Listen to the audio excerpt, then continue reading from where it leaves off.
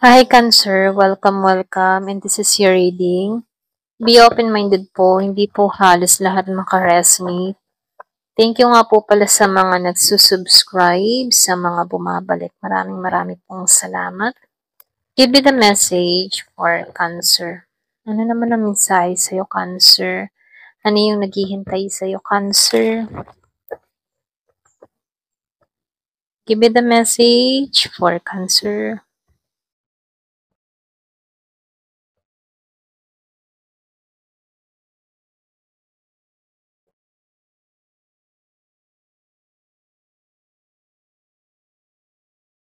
Nakikitaan ko dito, Cancer,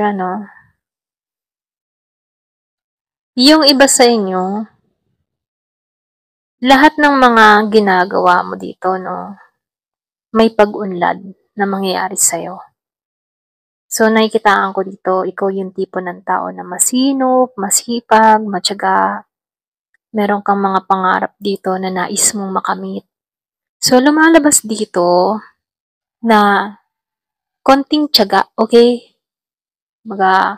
Sinasabihan ka dito na lahat ng mga pinaghihirapan mo, aani yan ng tagumpay. Maniwala at manalig ka lang, okay? Dito, lumalabas din dito na ikaw yung tipo ng tao na matalino. Matalino ka sa mga desisyon.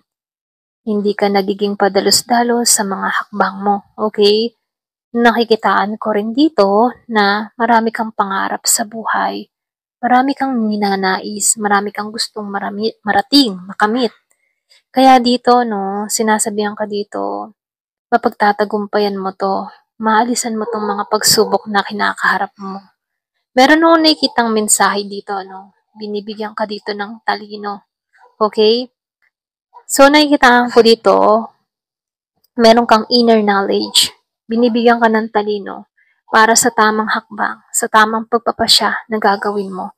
Kaya dito, sinasabihan ka dito, na sundin mo yung intuition mo, yung kutob mo, okay? Kasi nakikitaan ko dito, marami ka ng kaalaman, marami ka ng experience na naranasan.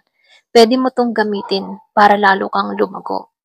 So dito, nakikitaan ko dito, ikaw yung tipo ng tao na hindi ka, hindi ka takot sumubok ng bago. Andun yung excitement mo, na meron kang gustong mangyari, meron kang gustong marating. Kahit may mga pagsubok ka ditong kinakaharap, nakikitaan ko dito, malaki yung pangarap mo. Malaki yung gusto mong mangyari sa buhay mo. Nakikitaan ko dito na nilalarawan mo to isa-isa. Okay? So, ipagpatuloy mo yan, kasi the more na iniisip mo to, the more na namamanifest mo to. Andito ka sa stage na meron kang mga kinakaharap na pagsubok, Pero dito, sinasabihan ka dito, magiging payapa din ang lahat. Okay? So, meron din ako nakikita ditong temporary situation kung meron kang struggle na kinakaharap. Temporary lang to. Okay?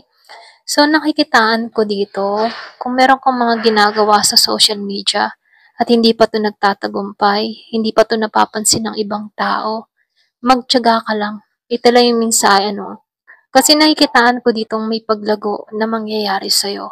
Maniwala ka lamang sa sarili mo. Ayan.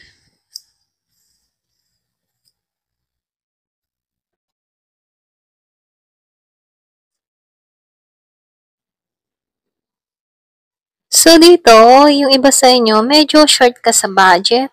Meron ka mga yung magtipong kinakapos ka, kulang at kulang pa rin yung kita, pwedeng marami ka mga gastusin, pwedeng ikaw yung nagmamanage ng pera, ikaw yung nagbabudget. Kumbaga, nakikitaan ko dito, kulang at kulang pa rin yung kinikita. So, sinasabihan ka dito, huwag kang mawawalan ng pag-asa. Kung sa panahon medyo sinusubo ka, nakikitaan ko dito na maaalisan mo to. Okay? Kumbaga, kailangan mo lang dito ng patient kasi meron din tamang oras para sa paglago mo.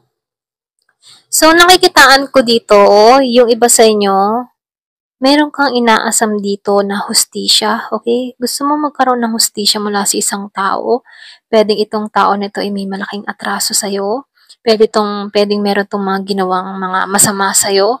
So, sinasabihan ka dito, makakamit mo yung hustisya mula sa taong ito. Okay? So, nakikitaan ko dito yung yin and yang. Magiging balanse ang lahat. Kumbaga, papabor sa'yo yung hustisya dito. So, dito, yung iba naman sa inyo, meron akong nakikitang offer na trabaho.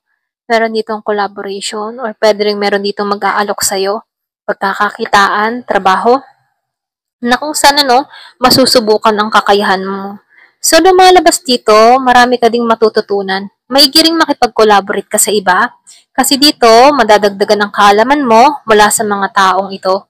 So, meron akong nakikitang grupo. Pwedeng merong iaalok sa'yo or pwedeng meron kang sinasalihang grupo, samahan, na kung saan madadagdagan ang kaalaman mo rito. Ayan.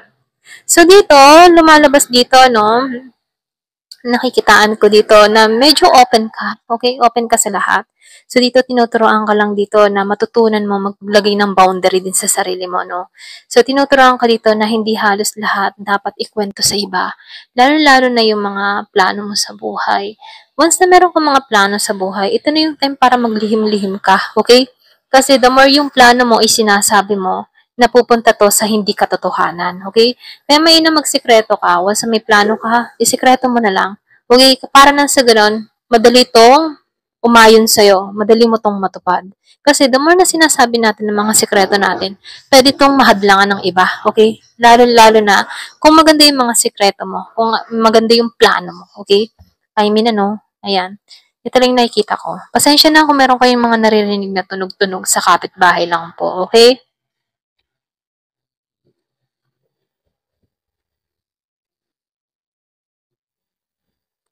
So, dito, lumalabas yung iba sa inyo kaya hindi ka rin nakakaipon dito, mahilig kang gumasta or meron kang mga gustong mangyari, mahilig ka sa kasiyahan, yung iba sa inyo, or pwede rin meron kang kadiling na ganito.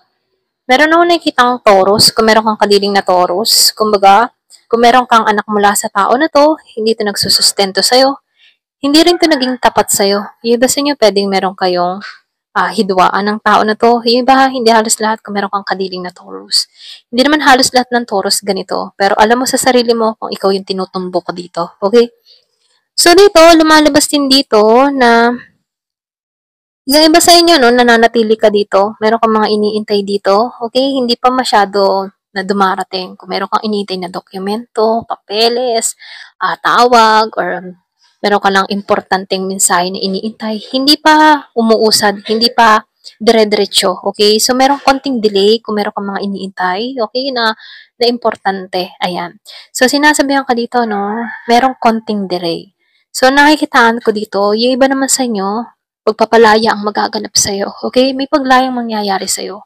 Kung ano man ito, nakikitaan ko dito, paglaya sa alalahanin, paglaya sa mga isipin, o paglaya sa isang tao, okay? So, nakikitaan ko dito panibagong direksyon na merong pag-angat sa buhay. So, dito, narito na ang desisyon. Ikaw na yung magdidesisyon. Kung tatahakan mo ba to or mananatili ka sa ganito. Okay? Meron akong nakikitang dalawang lokasyon. Okay? Dalawang lokasyon. Mamimili ka dito. This way or this way. So, dito, meron ditong kabiguan, nag-iintay, at meron din kasiganahan, nag-iintay. So, ikaw yung magdesisyon dito kung alin ba yung tatahakin mo. Okay? So, tingnan natin dito sa card na to kung ano pa yung mensahe sa'yo.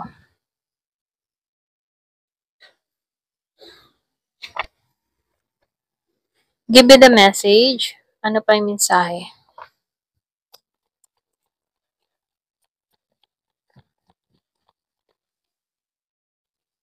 Meron ditong May. Merong importante nangyari sa'yo ngayong May. Nung last May. So, meron ditong jug. Meron akong nakikita dito na paglaya. Paglaya sa alalahanin. Malaya kang gawin ng lahat ng gusto mo. Malaya ka sa oras. Walang pumipigil sa'yo. Ganun. Walang kumukontra. So, meron ditong romantic feelings na parating, romantic na tao, kung single ka, or mahabang panahon kang single. Pwedeng meron kang nakausap nitong May, sa bagong interest, bagong tao. So, meron ditong patas na parating. So, patas to. So, merong nahulog, ano. So, meron ditong taong parating patas to. Okay, siya yung tipo ng tao na mapapakibagayan mo. Ayan. So, gray, blonde, ang kanyang buhok. Pwedeng maedad-edad sa'yo. So, yung iba sa inyo, mayroong ditong matandang babae. Pwedeng sugar mommy, or pwede rin sugar daddy, yung iba sa inyo. Meron kang kausap o meron kang karelasyon na ganito, no? Or pwede rin meron dito nagkaka-interest sa'yo na ganare. Okay? So, dog far away. Yung iba naman sa inyo, nakikitaan ko dito na meron ditong tao na iniisip ka. Mga malayong kaibigan, bigla kang naalala, bigla kang na-miss, matagal na kayong walang usap, matagal na kayong walang kita. So, kumbaga itong taon ito ay nag-iisip, kamusta na kaya itong taong ito? Ano kayong balita na? Ayan. So, dito, no, meron akong nakikitang increase your effort. Effort. Kung meron kang gustong makamit, meron kang gustong marating, kailangan mong dagdagan yung effort mo. Okay? Para ma-achieve yung mga goal mo sa buhay. So, meron dito ang position of authority. Kumbaga nakikitaan ko dito. Nandito ka sa authority, ano, yung iba sa inyo kagalang-galang, karespe-respeto, meron kang paninindigan sa sarili mo, maging sa mga, kumbaga may boses ka. So, meron ditong papasok sa buhay mo, okay? Someone new entering your life. Ito na yung time para sa bagong relasyon, okay? Kung mahabang panahon ka ng single, ayan, uusbong muli or may magpapatibok muli sa puso mo.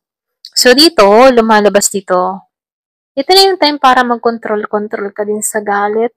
Galit, kumbaga, anger management, ganyan. So, nakikitaan ko dito, kasi pag meron kang nakaaway, dito, lumalabas dito sa bandang huli ko, di naman nang hihingi ng sorry. Kaya kung kaya mo magtimpi, wag mo na lang patulan tong taong nagbibigay ng galit sa'yo. Okay?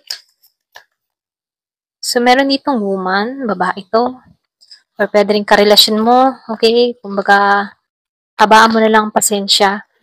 Ako na to. So, meron din ditong whale, great worry over nothing. So, sinasabihan ka dito, huwag ka na masyadong mag-alala. Okay? Wala din naman mangyayari kung ikaw ay mag-aalala.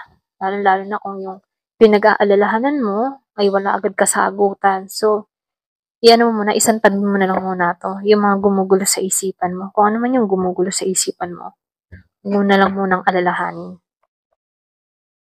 Give it a message. So, meron ditong kites. Yung iba sa inyo magbabakasyon ka or pwede rin meron parating ditong vacation. So, meron ditong unicorn. So, nakikitaan ko dito, no, malakas yung intuition mo. Kaya sundin mo to kasi makakatulong to sa sitwasyon mo. So, kapag ikaw ay nahihirapan na sa sitwasyon, ano, may gumugulo sa yung buhay, ito na yung time para alisan to. Okay? Kung halimbawa, meron ditong tao nagbibigay ng pasakit sa'yo, iwasan mo na lang to. Or huwag mo na lang tong kibuin or ibuin, ano. Hayaan mo na lang siya dito. Ayan, ito lang yung mensahe sa'yo. Thank you for watching. Love and peace.